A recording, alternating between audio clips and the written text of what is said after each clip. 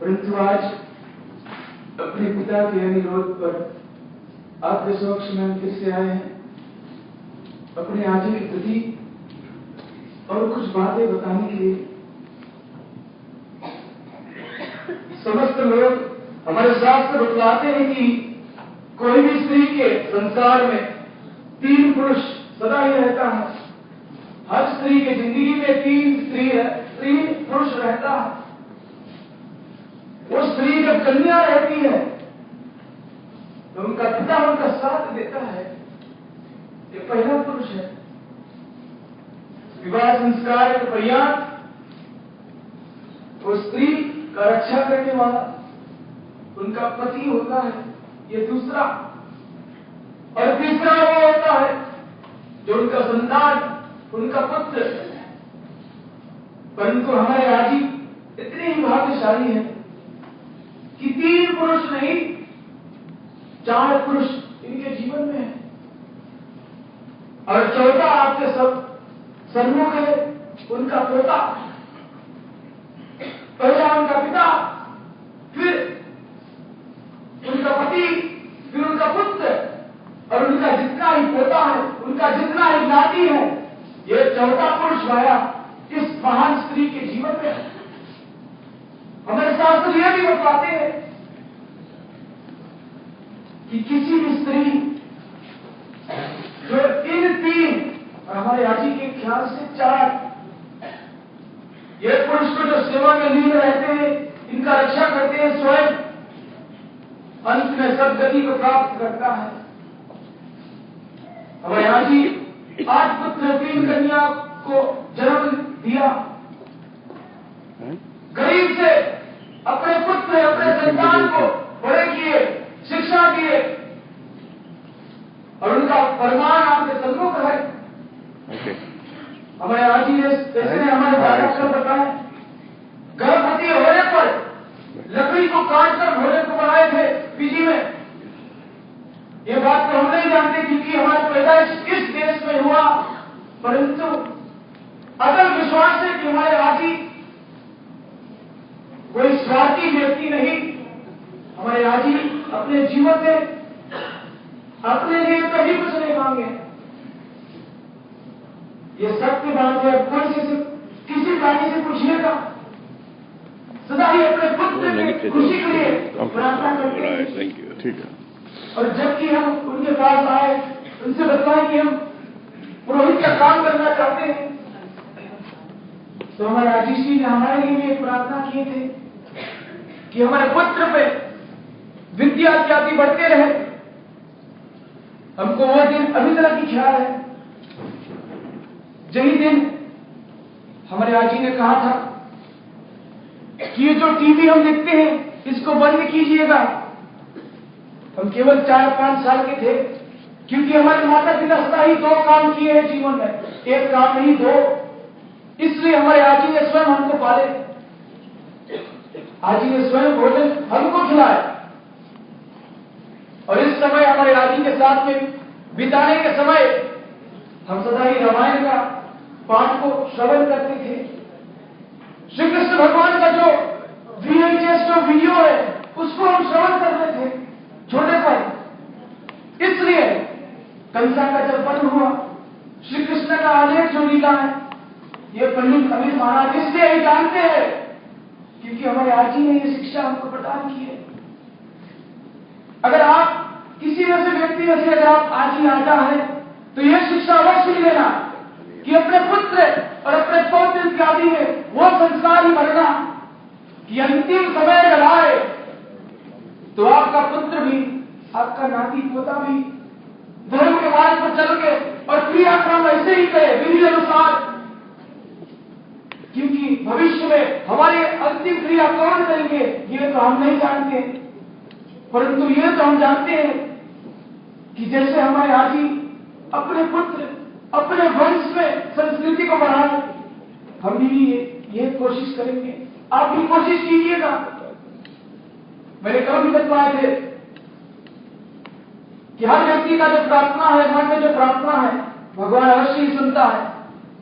सभी प्रार्थना कीजिएगा, हाथ जोड़कर भगवान से ही प्रार्थना कीजिएगा कि हमारे आजी को सद्गति प्राप्त हो और वैकुंठ धाम को छोड़कर अपने आजी के लिए हम कुछ और नहीं मांगते। इसलिए मंदिर में हम हमें आजी के जो कार्य था, जो भाग था, मंदिर में आजी अपने स्वयं प्राण को अमृत बेला में, सबसे पवित्र बेला वही अमृत बेला है। शास्त्र में बताते हैं कि सूर्य का किरण जब ही निकलता है अमृत बेला का समय, तो वो किरण ऋषि मुनि के समान है, और वो किरण जब जाकर हमारे आजी के शरीर पर पड़ा, वही अमृत बेला के समय, तब स्वयं विष्णु भगवान आकर इनका आत्मा को वैकुंठ धाम को ले गए। ये सत्य बात है। हाथ जोड़कर प्रार्थना कीजिएगा। मंत्र द्वारा आजी के लिए हम सद्गति प्राप्त करने के लिए प्रार्थना करते हैं कि हे प्रभु, हमारे परिवार में से, हमारे गांव में से जितने ही प्रार्थना आते हैं हमारे आजी के लिए, आप स्वीकार कीजिएगा। कर्पूर गौरम करुणावतारम संसार सारम भुजगेन्द्रहारम सदा वसंतम हृदयारविंदे भवं भवानी सहितं नमामि, भवं भवानी सहितं नमामि, भवं भवानी सहितं Namami.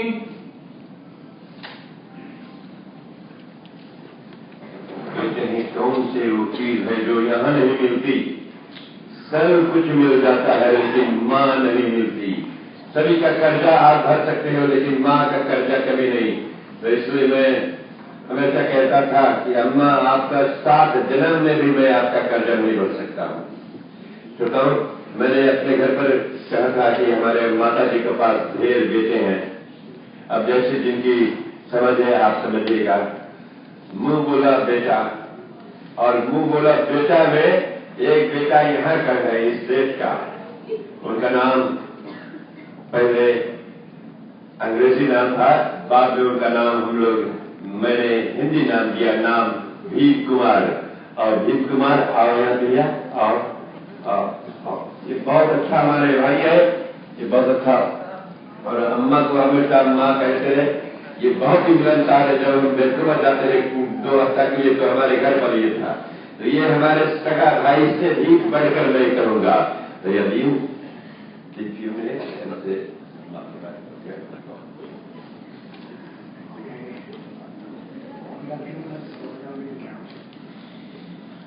This is hard. Well, back in about 1981, when I was casting commercial Between Worlds, I met the Maharaj family. And eventually, I met Mama Maharaj. Zita was her name, but I always was taught to be proper when it came to my elders, especially those who could teach you something even though you didn't think you were being taught. She was like a second mom to me. Therefore, I called her Mama before her last name. Mama Maharaj. She never judged me.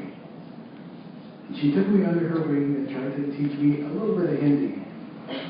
So much, I tried to retain some of it, and a lot of it got lost over the years. However, she taught me a little bit about counting, and soon her grandkids started teaching me counting. We had a little joke. It was like, ek, do, teen, char, punch, then I hit them in the arm. They asked why. I said, I counted the numbers in Hindi again, and they emphasized, Janango, it's punch, punch, punch me 5. And I said, punch? Oh, I thought you said punch. There was always a language barrier between Mama Maharaj, but it didn't matter. She'd go, Pita, Pani, Pita, Roti, Can you eat?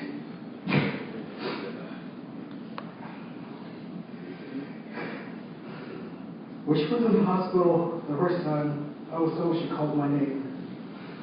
Because of the busy demands of doing what I do for a living, I was able to get there in time.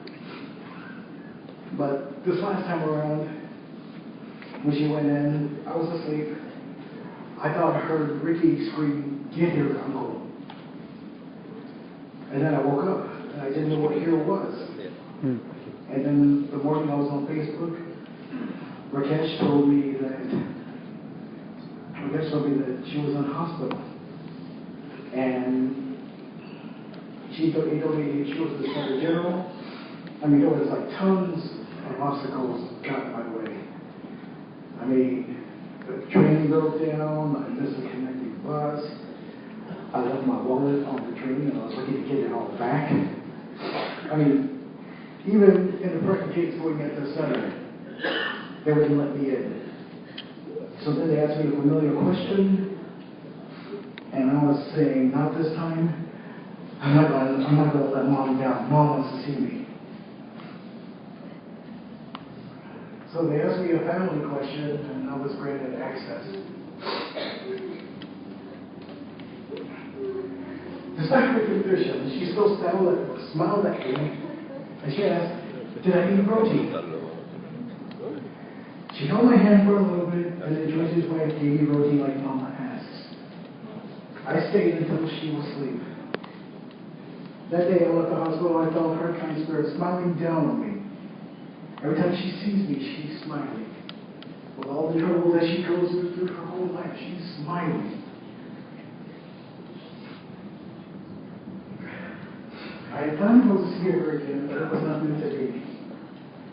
Well, I was with my sister and friends at a friend's house on Thanksgiving. I was on Facebook, and I found out through her daughter-in-law, Stephanie, that she had passed away. In a short span of a year, I lost a best friend who treated me like a brother, and I lost a woman who treated me like a son. Last night I was writing this, I was listening to music, and one of my favorite songs called Goodbye My Friend played. I'm not going to sing it. I don't sing well. Dogs howl, kitties go meow, harder. But it's hard to be here. This is my second time being up here. So I sing this from the song in closing. Goodbye, my friend. I'll know I'll never see you again. But the love you gave me through all the years will take away these tears.